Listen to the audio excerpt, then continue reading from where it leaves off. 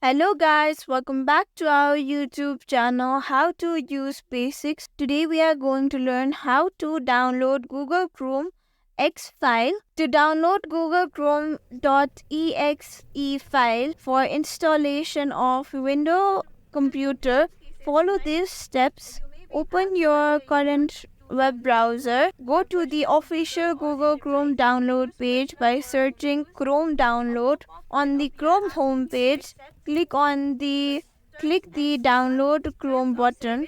Chrome will detect your operation system automatically. In some cases, you may be asked whether you want to download Chrome for personal computer or enterprise. Choose personal for home use. A pop-up will appear asking you to accept the terms of service.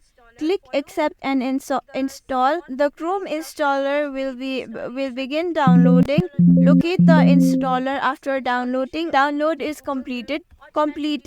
Locate the Chrome setup.exe file in your download folder. Run the installer. Double click the Chrome setup.exe file to run the installer. Follow the on-screen instruction to complete the installation.